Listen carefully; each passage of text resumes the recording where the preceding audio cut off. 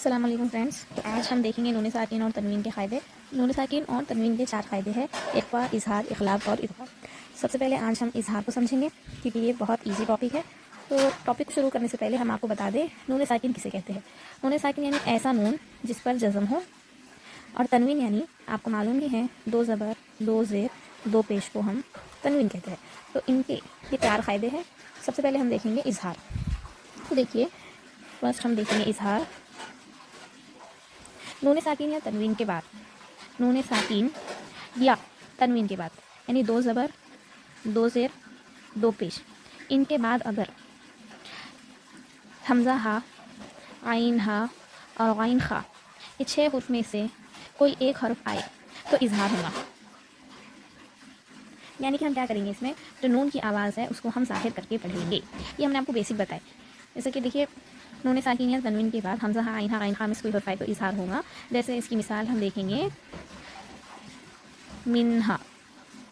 اب آپ یہاں پر دیکھیے، یہاں پر یہ جو نون ساکن کے بعد یعنی فرسٹ کنڈیشن میں ہماری یہ نون ساکن یا تنوین، یعنی یہ چاروں میں سے کوئی ایک چیز آنا، 1 2 3 4، یہ 4 میں سے کوئی ایک آنا، تو یہاں پر نون ساکن آ گیا۔ اور نیچے ہم دیکھیں گے کہ یہ 6 حروف میں سے کوئی ایک حرف آنا، تو یہ ہا یہاں پر آ گیا۔ تو ہم کیا کریں گے، اس میں جو نون کی آواز ہے اس کو ظاہر کر کے جلد پڑھیں گے۔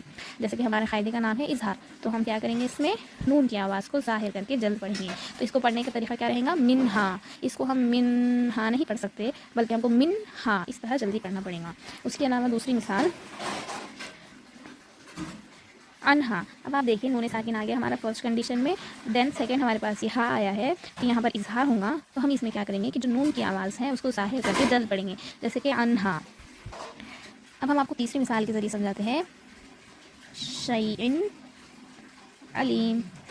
تو آپ دیکھیں یہاں پر بھی کہ یہاں پر شیئن، یہاں پر حمزہ 2 زیر ان ہو گیا، تو اب ہم اس کو کھلا کر کے سمجھیں گے کہ اس کو اگر ہم کیا پڑھتے ہیں، یہ 2 زبر میں نون کی آواز چھپی ہوئی ہوتی ہے، یعنی کہ اس کی اصل شکل کیسی ہے، شیئن۔ اس کی اصل شکل ایسی ہے،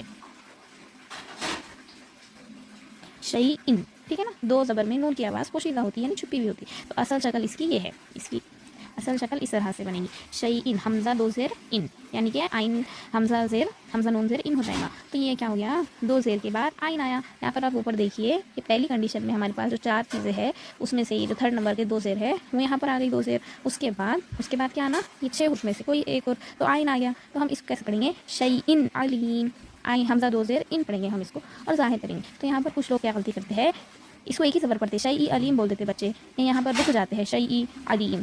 تو یہ نہیں کرنا ہے، ہم کو اس کو ملا کر پڑھنا ہے، اور 2 زیر میں جو نون کی آواز چھپی ہوئی ہے اس کو ظاہر کر کے جلد ادا کرنا ہے۔ تو یہ ہمارا اظہار ہو گیا۔ اب ہم آپ کو اس کی تعریف لکھ کر بتاتے ہیں۔ دیکھیے، اس کی تعریف اس طرح بنے گی کہ نون ساکن یا تنوین کے بعد حروف اظہار میں سے کوئی حرف آئے تو اظہار ہوگا۔ نون کی آواز کو ظاہر کر کے پڑھیں گے اور جلد پڑھیں گے، ظاہر کر کے اور جلد پڑھیں گے۔